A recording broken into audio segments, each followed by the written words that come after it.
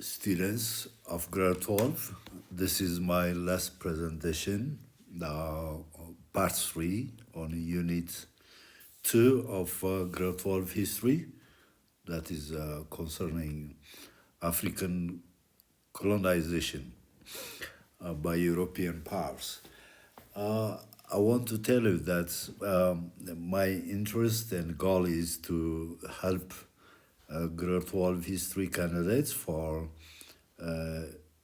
this year university entrance examination, be there in Addis Ababa, or even to the peripheral of the country. Okay, I wish this video to be watched, attended by grade 12 students in Gambela, Awassa, Arbaminch, Harar, Makale, Gondar, Gojam, okay, Bahadar, Dasi. Okay, that's my interest. My wish is this video to reach to many of or most of the grade 12 candidates for this academic year matriculation examination. Okay, so don't forget clicking the button, okay, subscribe and share my video, including, okay, not only Ethiopian students, there are students I know who are attending distance education, a very important, incredible asset it has to educators, to students even living outside of Ethiopia. So better to subscribe and share the video. This is my last presentation, and next time I will join you with the same topic, part 1, part 2, part 3 of unit 2 of grade 12 history in Amharic. I invite you to attend that also. Okay, 2-3, colonial administration and the colonial states. This is how colonial powers, including Britain and France, used to colonize, and what kind of system, administrative system, colonial system they used to administer their colonies in Africa, and what was the situation among the colonial states in Africa. Okay, British and French colonial policy, these were exemplary policies in the forefront. British colonial policy. The British followed a colonial administration known as indirect rule, most clearly formulated by Frederick Lugard. In 1922, Lugard published a book entitled The Dual Mandate in British Tropical Africa. Dual meaning two. Okay, one way that he had developed for northern Nigeria. Okay, this is Nigeria. Sorry, a little bit.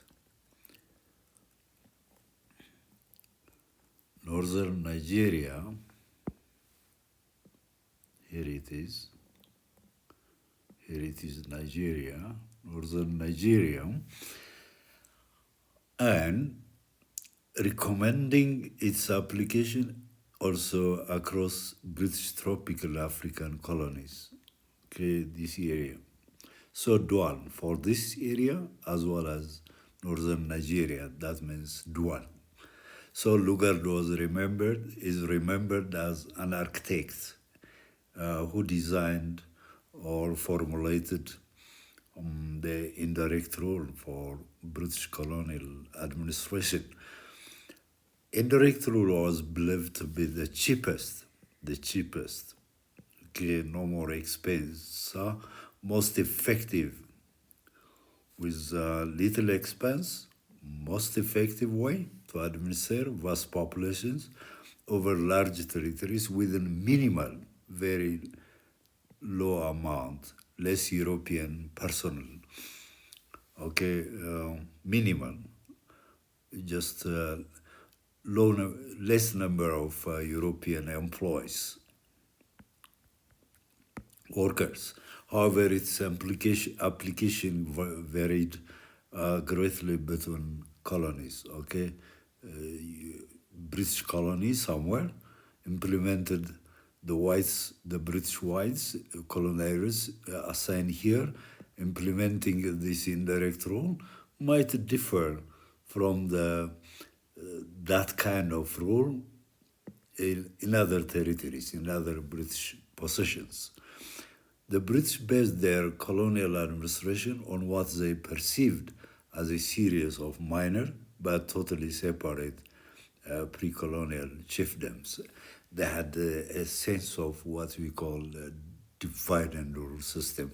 They emphasized direct dialect difference, linguistic difference, redefining them as separate languages. Okay, one language speakers to separate from the other. Their strategy was, their focus, and described customary difference like dress to that extent, dressing style, housing, religion as rigid tribal distinctions. Okay, just fixing one ethnic group with its own dressing style, with its own housing, with its own religion, okay, different from the other peoples of Africa. This was the mechanism, the strategy they designed to divide and rule African people.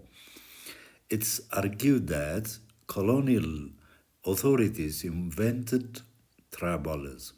Yeah, tribalism or ethnic politics, tribal politics, dividing people in terms of based on their tribes. By stressing tribal difference and rivalries, colonies made African unity against colonial rule. Colonists made African unity against colonial rule more difficult. By the way, try just to catch up. Colonists meaning white settlers in Africa, the white settlers made African unity, the colonizers we mean, okay, who settled in the colonies against colonial more difficult. The British thus applied the imperial maxim, divide and rule. The policy the British used was divide and rule, dividing the people and rule. That was to create a kind of blockade. One African country people not to unify with their neighboring people. Okay, when you come to the French colonial policy, totally different actually. The French believed that teaching colonial peoples the French language, subjecting them to French law, and granting civil and political rights would assimilate them. The French believed in these values, in those values, elements, key elements. Okay, what they believed, people of their colonies, what the French wanted was, people of their colonies must learn French language. Okay, must know and subject to French law. They have to respect and obey the French law and granting civil and political rights. Okay, this theory was fully applied only in Senegal.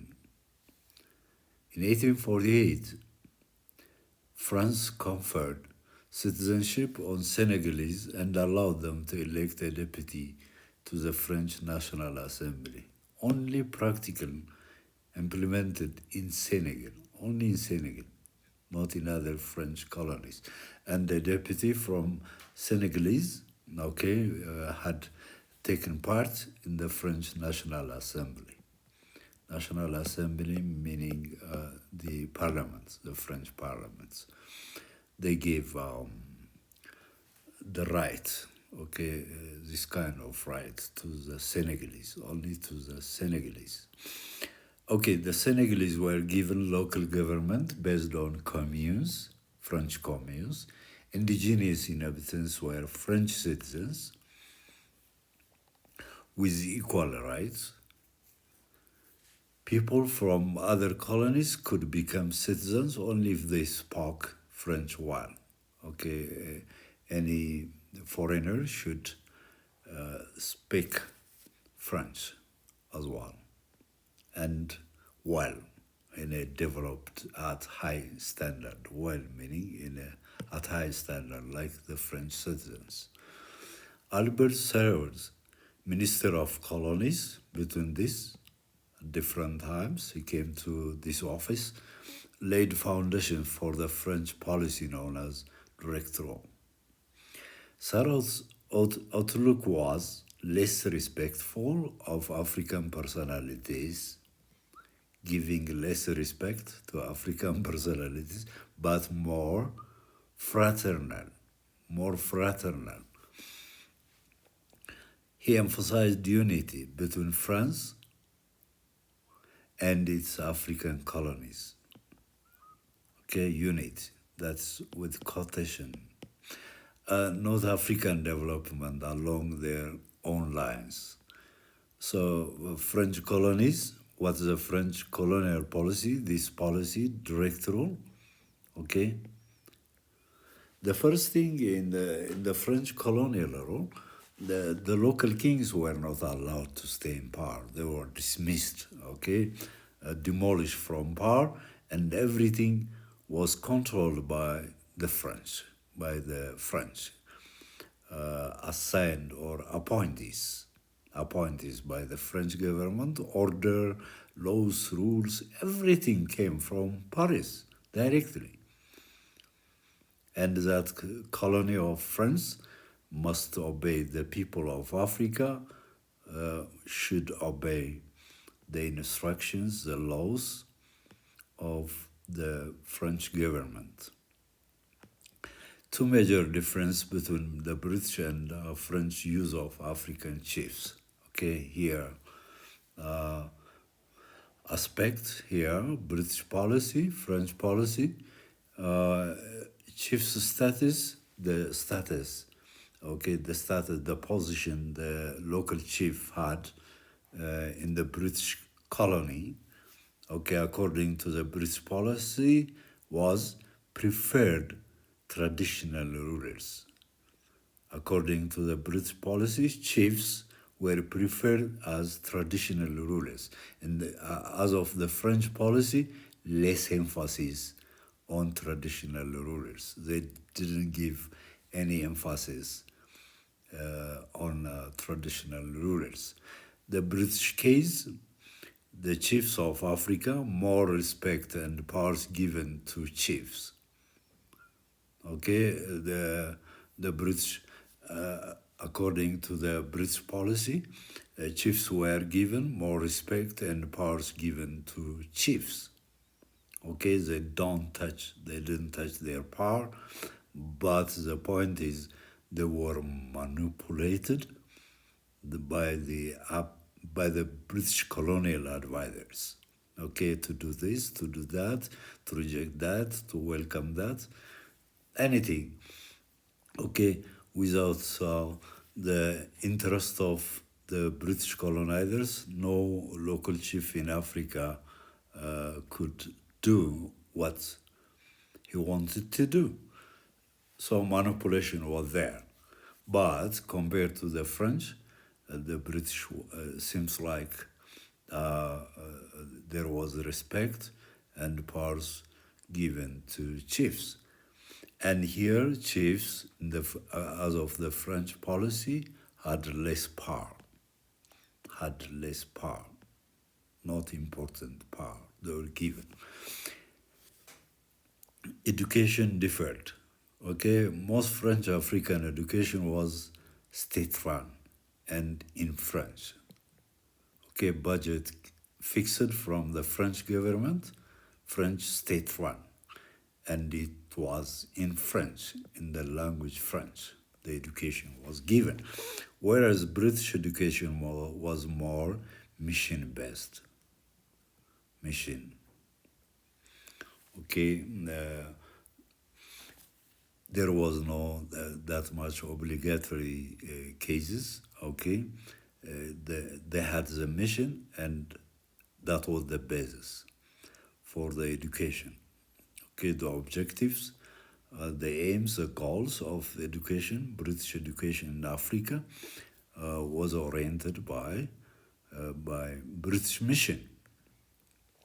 Ultimately, both policies caused chiefs to lose traditional character, African traditional character, already doomed out, and became dependent on colonial masters. Okay, those African chiefs, be they were attached to the French or to the British, okay,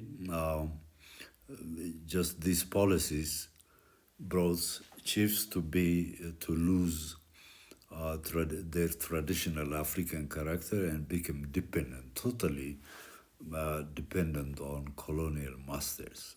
They had no right at all. Other colonial powers, Belgium saw African possessions including Congo, Rwanda, Burundi. Okay, these three were Belgian colonies. Belgian rule was based on colonial trinity. Three of state, missionaries, and private companies. Trinity. Three characters. Three kinds. Three types of colonial system, meaning that there were colonies under the Belgian state, okay, directly controlled by Belgian state. There were also Belgian type of rule guided by missionaries and others by private companies.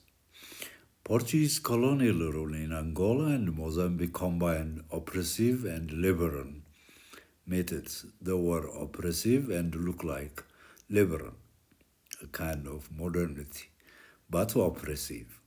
It was a combination of the two. Partly it was some places oppressive, some other place it was liberal.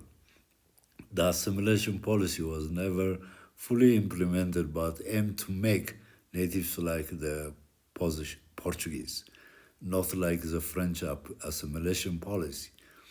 There was no kind of obligatory situation like the case in French colonies, but here the Portuguese tried to make natives live like Portuguese.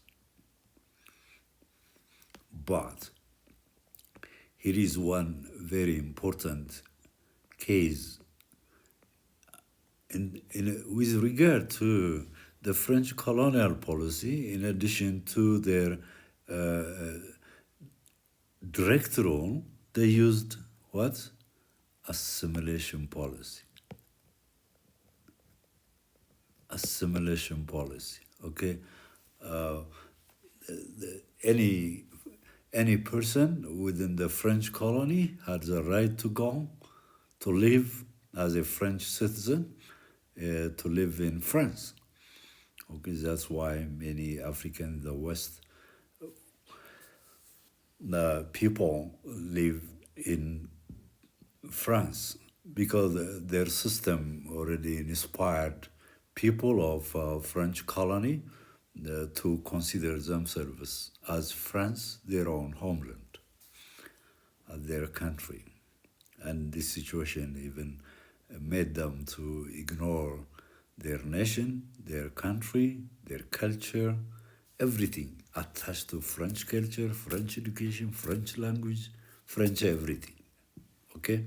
This meant that they were directly forced to, or practically Africans were forced to welcome French everything, but ignoring their national culture, okay, their African culture, African language, African identity. Rather, they gave emphasis to French identity, French education. That is the worst part of the French assimilation policy. Okay, the other is German colonial rule.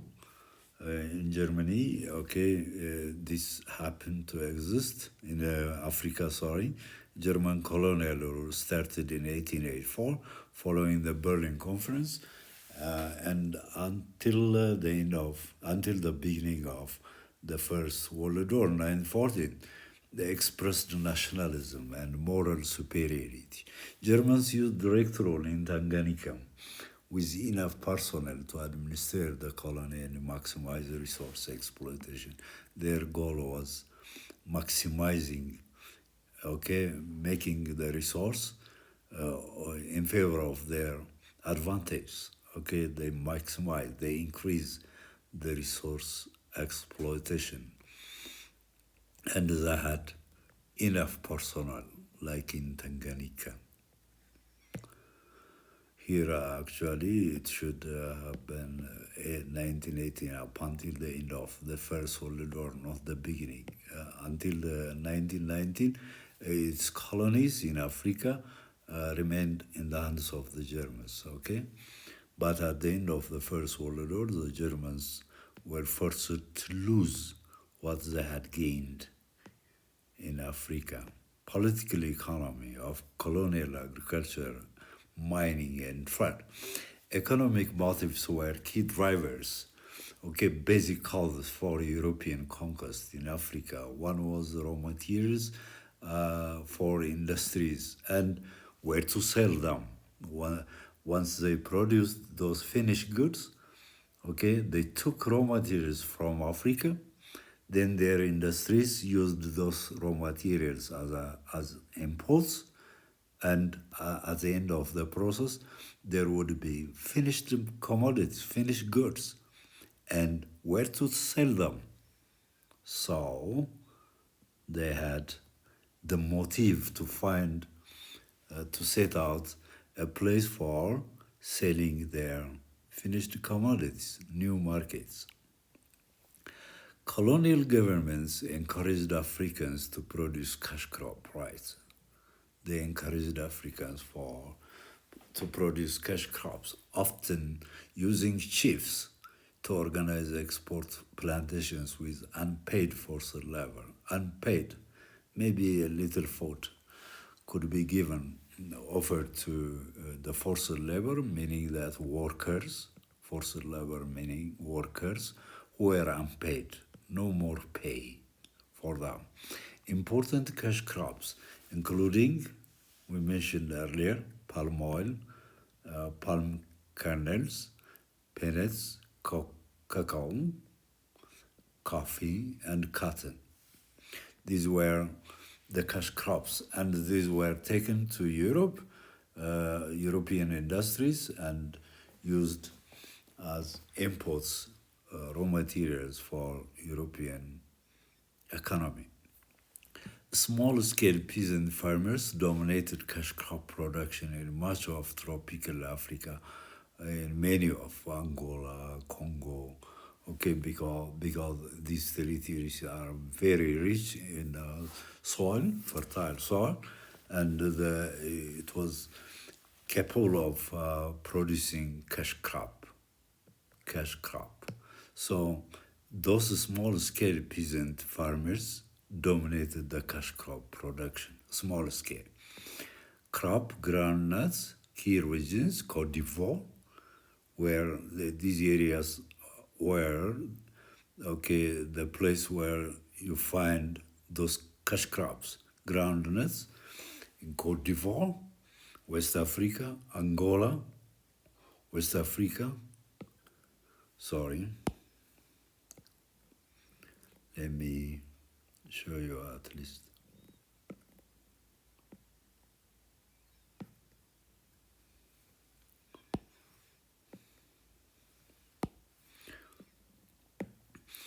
Côte d'Ivoire, Angola, okay, Tanganyika, the present-day Tanzania, Uganda, Belgian Congo. This is Zaire, DRC. These were producers of ground nuts. Cacao, northern Nigeria, here. Senegal, here is Senegal. Cacao. Coffee, Gold Coast, here is Gold Coast, Ghana. Southwestern Nigeria, here is Nigeria, southwest meaning around here. Coffee. Cotton, produced under European pressure. Under European pressure, compulsory in parts of Bangu Chari, Upper Volta, Mali, and Niger, western part of Africa. Cotton was dominant, okay, a dominant crop produced under European pressure. There was special interest among the European colonizers to have cotton products. In southern Sudan, British-sponsored delegation promoted cotton production. You have to identify cotton production. Irrigation related to cotton production was more of in southern Sudan, but African tenants,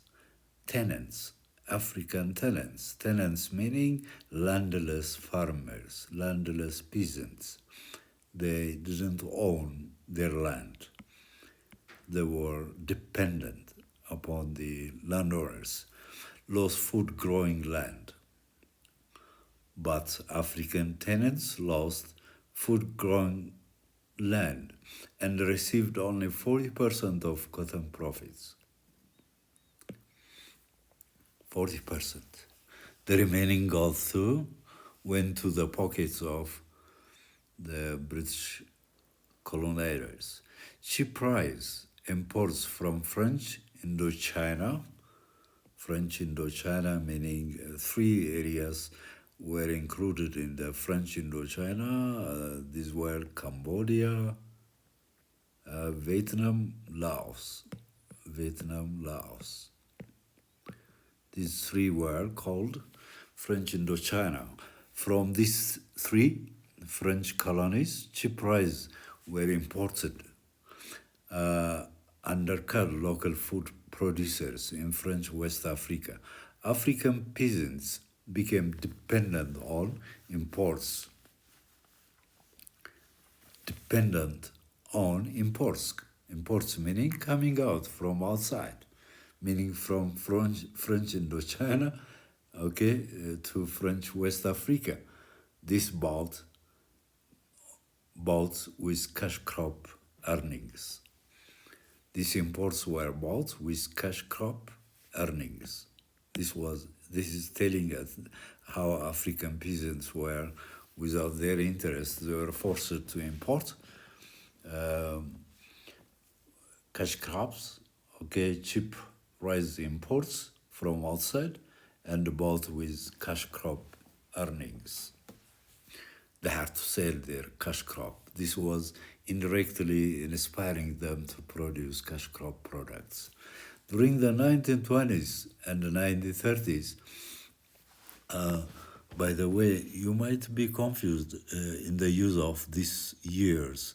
1920s meaning that from 1920 to 29. 1930s meaning 1930 to 39. 40s, 40 to 49. Okay, 10 years. 1920s, if we have here addition of, okay, in the year S, that is 10 years time, a decade. During this period, African farmers were paid less for produce, but paid more for goods. Okay, paid less for produce. They were earning money in low amounts, but paid more for goods. They had to release too much money for goods. including clothes, especially after the Great Depression. We'll have just this case somewhere like Unit 4 about the world economic crisis that first hit America, USA, and then hit Germany in Europe. And this shows that there was economic crisis, abundant amount of industrial products, okay, but no demand. There was high supply of commodities or products, no demand from people. Even though people did have demand, they had no money. That means food crops were neglected. Food crops were not encouraged, rather cash crops. Soil exhausted. Okay, food crops were ignored, neglected. Soil exhausted. The fertility of the soil went down, and famines struck, attacked Africa. Famines, the famines, hunger. Example, 931 famine killed nearly half the population in some Niger areas. Mining, this is the kind of economic sector, the way how people could extract minerals from beneath the earth. The process called mining was the most profitable colonial sector. Colonial authorities claimed mineral rights and leased them to European companies. On lease contract, they sell it. They gave them, the European companies were given a lease contract, okay, in the form of protection. Their interest, protecting their interest. The British took over Asante gold fields, okay. Other major mineral resources included, okay, mainly British role in West Africa was known in the Asante Gold Coast, and that was given emphasis was given to the gold mines of the Gold Coast, or part of the present-day Ghana, modern Ghana. Here is mineral tin, location Jos Plateau in northern Nigeria. Okay, low-tech, open-cast mining using unskilled African laborers. That's how these were the unskilled African laborers, okay, were forced to extract tin products, tin mineral from beneath the earth in northern Nigeria. Case of copper, Katanga, where there is a frequent civil war still now in Congo, part of Congo, DRC. Since their independence, no more peace at all. All the time they were in conflict. And this area was so rich in different minerals. One is copper. Plus northern Rhodesia was called Zambia. Northern Rhodesia, Zambia, southern Rhodesia is Zimbabwe. Here, Zambia, copper producer. Okay, the company that owned was Union Miner, a company controlled Katanga copper mining. Owner of this copper mining site, Carl, one southern Rhodesia, that's Zimbabwe, supplied fuel for Katanga copper mines. Fuel for the copper mines that was sited in Katanga of today's DRC.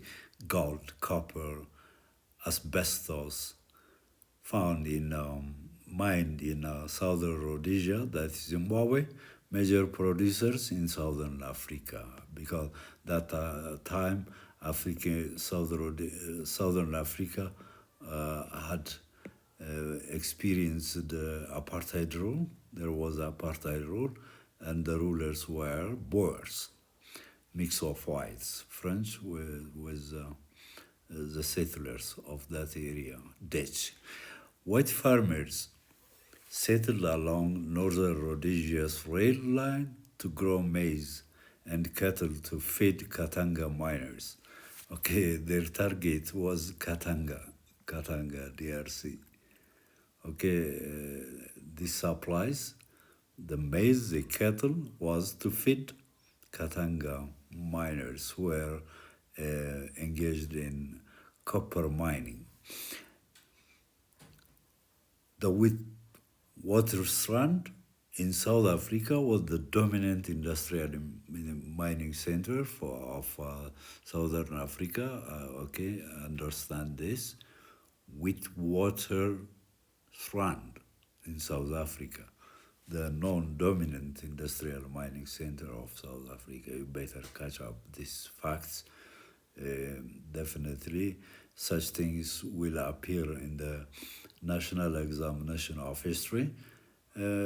Everything, okay, be ready for all by not just neglecting any statement. Everything has volume, helping you to reply or to have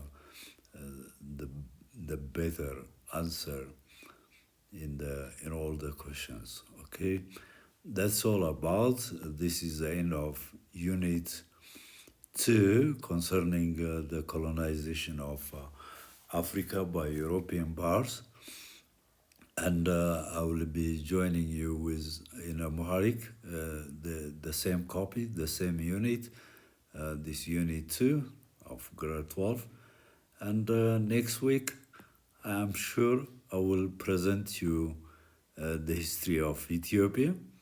Okay, Unit 3, social, economic, and political developments in Ethiopia in the mid-19th century. Frequently, I mention this, 1850. Okay, to 1941, meaning the withdrawal of the first Italian force from Ethiopia and the coming to power of Emperor Haile Selassie from exile from England.